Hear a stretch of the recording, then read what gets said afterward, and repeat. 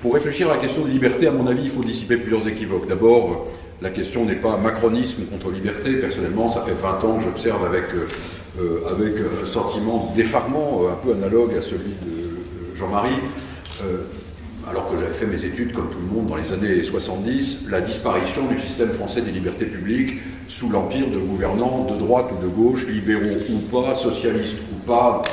C'est par exemple sous le quinquennat précédent que j'ai assisté à cette monstruosité qui était la perspective de déchéance de nationalité, sur laquelle je reviendrai ultérieurement. Et puis sous le quinquennat précédent encore, à cette horreur absolue qui était la rétention de sûreté, c'est-à-dire la possibilité de conserver quelqu'un en prison après l'expiration de sa peine sur avis d'une commission administrative, motif pris de sa dangerosité sociale.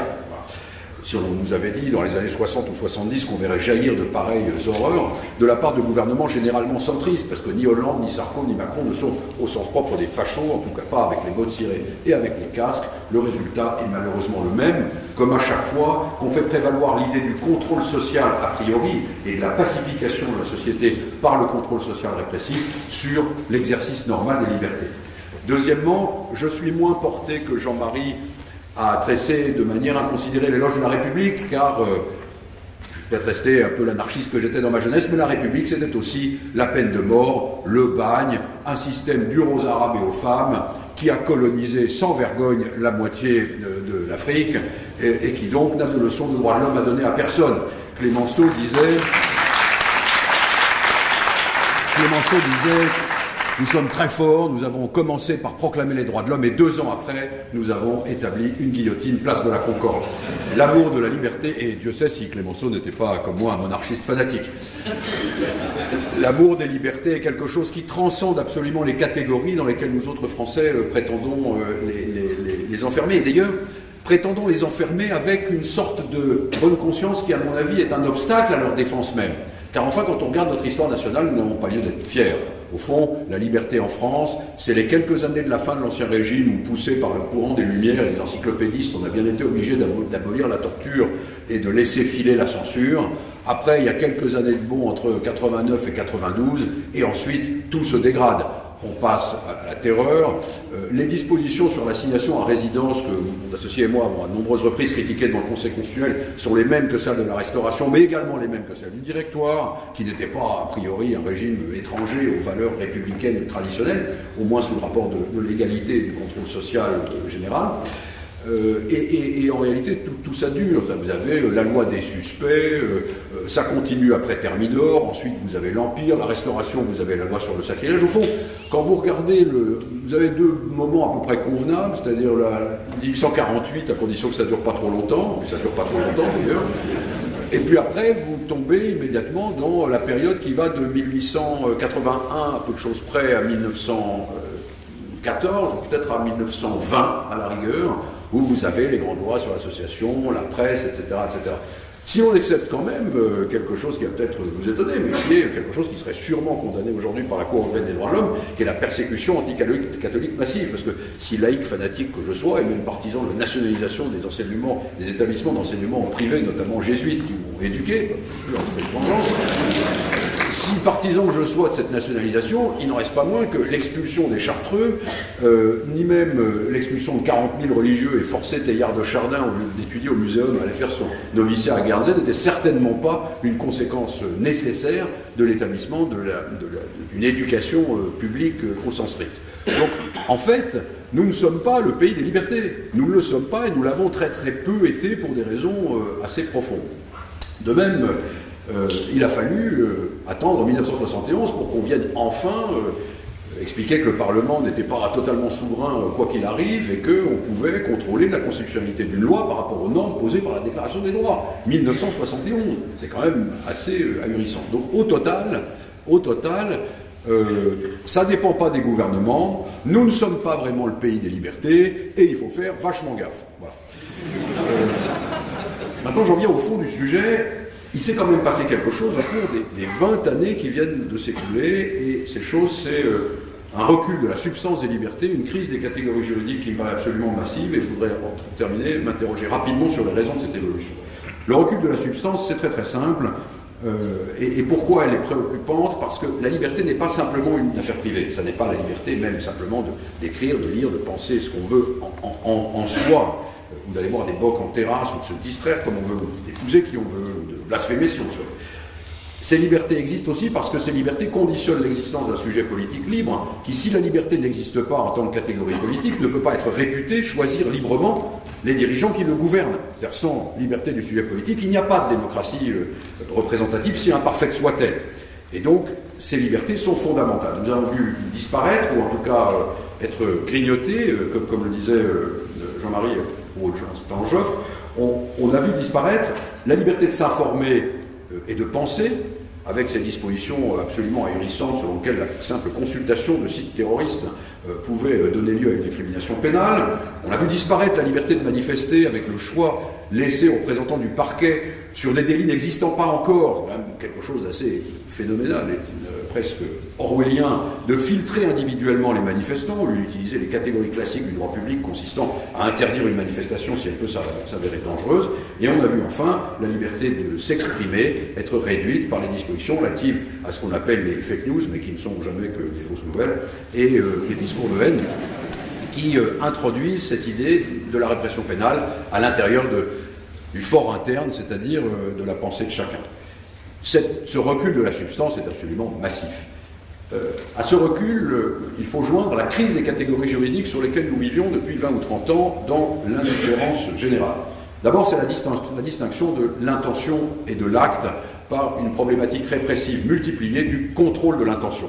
Le délit d'entreprise individuelle terroriste, repris d'ailleurs partiellement des lois de 93 sur les menées anarchistes que Blum avait qualifié en son temps de loi scélérate. Cette distinction de l'intention et de l'acte tend absolument à s'effacer.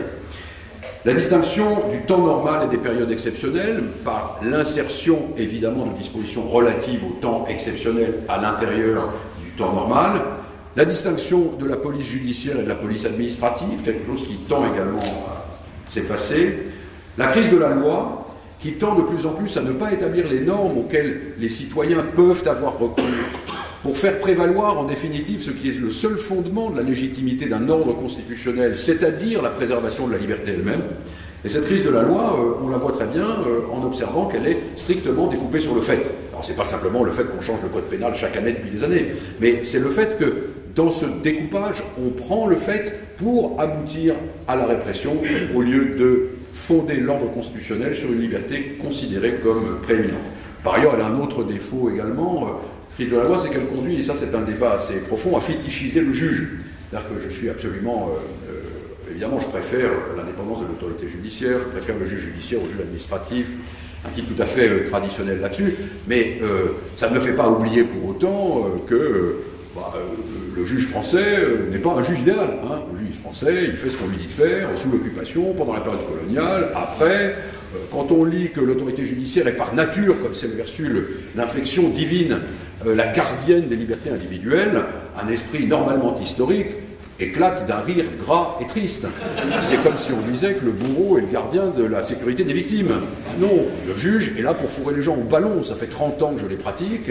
De temps en temps, ils peuvent être retenus par les principes ou ils peuvent être retenus par les lois si les lois ne leur donnent pas trop de pouvoir.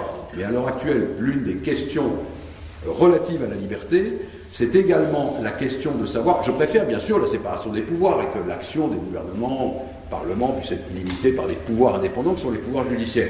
Mais il ne faut pas pour autant que le pouvoir judiciaire s'arroge sur la vie des personnes en fonction de textes beaucoup trop larges, des pouvoirs qui ne doivent pas lui être donnés. En d'autres termes, les normes constitutionnelles de respect de la liberté doivent s'appliquer à ce pouvoir-là aussi. Et par exemple, je tiens pour aussi criminogène en matière des libertés le fait de voir réapparaître absolument partout, camouflé sous des aspects variés, le substitut Pinard et les juges de la moralité générale qui, au lieu de condamner simplement des actes positivement contraires au droit, passent leur temps à faire la leçon à tel ou tel. Ça me paraît tout aussi difficile. Enfin, vous avez une dernière crise, qui est la crise du raisonnement constitutionnel. Alors là-dessus, penser que Jean-Marie Delarue et moi avons absolument en commun, c'est L'apparition même dans le débat du couple sécurité et liberté avec la loi Perfit, l'idée que la sécurité serait la première des libertés, c'est cette billevesée qui consiste à dire qu'en fait il n'y avait pas de régime politique plus libre que le Moscou de Staline, où la sécurité était assurée de manière absolue. Si on tient les paroles de M. Castaner pour exactes, le régime idéal, c'est Palerme sous Mussolini. Puisque précisément, la sécurité y étant totale, la mafia ayant été éradiquée, il n'y a pas de régime plus libre. Ce qui est à l'évidence une absurdité à la fois pratique et conceptuelle. Mais c'est une absurdité profonde qui repose sur quelque chose de fascinant que les constitutionnalistes du XVIIIe, américains comme français d'ailleurs, avaient extrêmement bien vu. Il y a une lettre de Jefferson à Hamilton qui lui explique très bien que si on laisse aux gens le choix entre la sécurité et la liberté, naturellement, ils vont choisir la sécurité. C'est-à-dire que naturellement, ils sont portés à devenir des esclaves. Et donc on retrouve ici cette idée absolument fondamentale que, puisque la liberté est le principe même de l'association politique, le premier des droits naturels et imprescriptibles de l'homme, alors ce qui est le plus important à développer, c'est le goût de la liberté dans le citoyen lui-même. Et d'en finir absolument avec cette peur, avec cette crainte, avec ce système de la trouille dans lequel globalement nous vivons depuis près de 20 ou 30 ans. La liberté suppose la douleur d'être exposé à des opinions contraires aux siennes. Elle suppose la difficulté d'avoir à supporter l'émeute, les bris de glace ou des choses qui ne nous plaisent pas, mais sans elle, nous ne sommes absolument rien. Cet élément central a disparu même du raisonnement constitutionnel.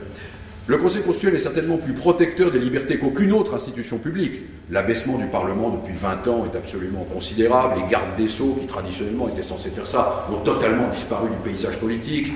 Mais le Conseil constitutionnel reste et a censuré d'ailleurs un assez grand nombre de dispositions relatives à l'état d'urgence ou aux lois sécuritaires. Il n'en reste pas moins, quand il le fait de la manière biaisée de juges, au fond, qui ne se sentent pas pleinement assurés de leur légitimité, tant est grande en France l'idée de la prééminence des corps délibérants et notamment du Parlement.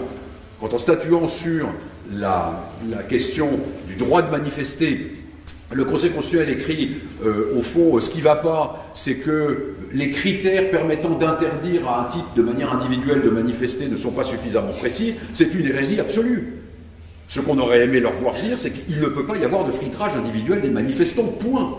Attends, quand vous écrivez « je censure », donc je me mets en règle avec la moralité apparente, parce que les critères ne sont pas bons, bah ça permet ensuite d'ouvrir une porte, de fabriquer des critères qui sont bons et de diminuer, cette fois de manière licite, la liberté de manifester. La crise du raisonnement constitutionnel est une crise qui en réalité manifeste notre peur collective, en même temps qu'elle manifeste, si vous voulez, cette espèce d'hésitation politique dans laquelle nous sommes, où au fond, à une conception totalement technocratique et sécuritaire du droit, répond d'un côté l'hystérie complotiste de l'autre, qui est exactement l'état de notre vie politique actuelle. Quelles sont les raisons de cette évolution?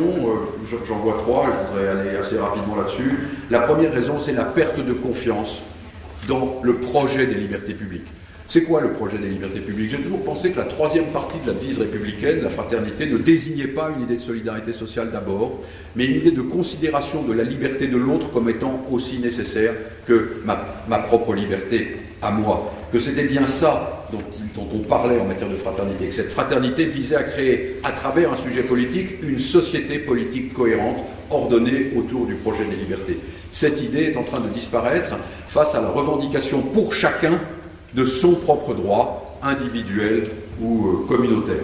Et cette perte de confiance dans l'idée du projet des libertés publiques signe en réalité la mort de la société politique et l'éparpillement de la société en micro-sociétés en lutte pour leur identité propre, sous l'arbitrage passif ou actif d'un État de plus en plus répressif. Et ceci me paraît l'un des plus grands dangers qui pèsent sur le système des libertés publiques. La deuxième question, qui me paraît presque plus fondamentale, et vous pardonnerez de m'élever au-dessus de ma condition, c'est en réalité que ce qui est très frappant quand on observe toutes ces choses en détail, la rétention de sûreté, la déchéance de nationalité, etc., c'est le fait que nous ne savons plus traiter le problème du mal. Le mal comme déchet, le mal social, le mal inévitable, l'émeute, le malheur, la mort, le pédophile, le fraudeur fiscal, le crime, le terroriste, enfin le mal, enfin, pas faire... Pendant très longtemps, le mal a eu... En fond, il y a deux manières de traiter le mal. Ou bien vous êtes un esprit religieux et vous croyez à la transformation, à la rédemption, etc. L'idée d'ailleurs, on voit très bien ça fonctionner dans le livre de Badinter, La prison républicaine, motive la plupart des grands réformateurs de la prison au XIXe siècle.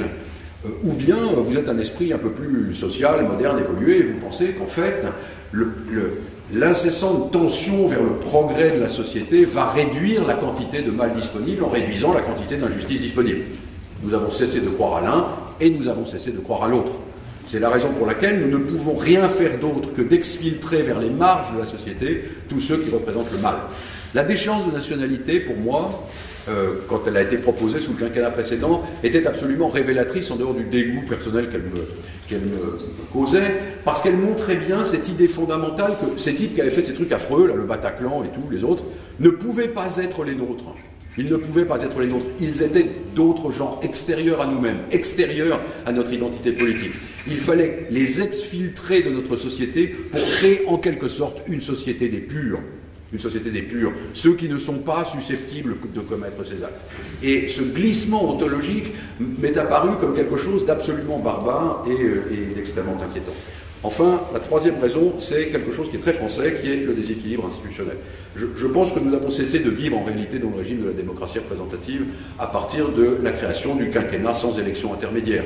Nous avons créé une sorte de dictature romaine qui dure pendant 5 ans, dans lequel il est absolument impossible d'ériger un contre-pouvoir valide et qui débouche naturellement soit sur la révolte des corps judiciaires et le fait qu'au fond les corps judiciaires se sentent responsables de la morale sociale et passent leur temps à mettre tout le monde en examen en permanence pour des motifs variés, soit sur l'émeute.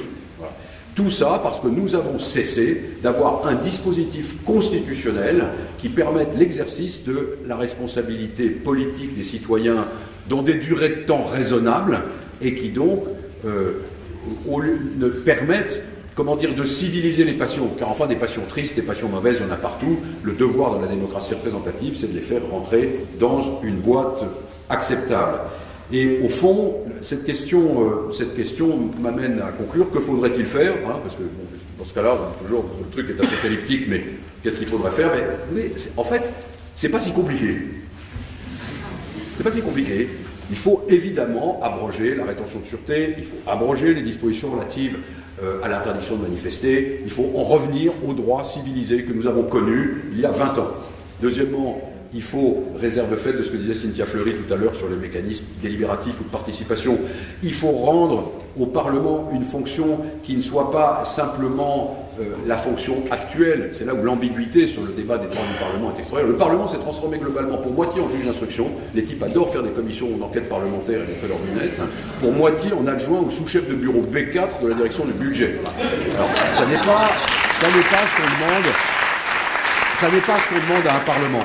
On demande à un Parlement, en réalité, de légiférer moins et de s'interroger davantage sur la portée des lois qu'il fait. Ce rôle-là n'est rempli absolument par personne. Et je ne parle même pas de la mise en cause de la responsabilité politique classique au sens parlementaire. Donc, abroger les lois à la flanc, redonner vie à la démocratie représentative par une réforme réelle des droits du Parlement, et non pas par ce truc à quoi on assiste à chaque fois qu'il est question de révision constitutionnelle. C'est-à-dire les présidents des deux assemblées, suivant leurs parlementaires analphabètes, viennent immédiatement présenter au gouvernement l'idée selon laquelle on devrait avoir plus de pouvoir d'enquête ou plus de pouvoir de normativité. Et puis enfin, en troisième lieu, développer les droits fondamentaux de l'époque moderne. À l'heure actuelle, il est clair que au fond, le citoyen français, prénommé Mouloud par exemple, n'a aucune possibilité de protestation réelle fondée sur le droit constitutionnel français au cas où Google donne au FBI son historique de browsing. Et ça, c'est totalement inacceptable. Et tant qu'on n'aura pas réfléchi à cette insertion du droit de l'information dans le droit constitutionnel, on aura complètement manqué la problématique des libertés publiques du XXIe siècle. Je vous remercie.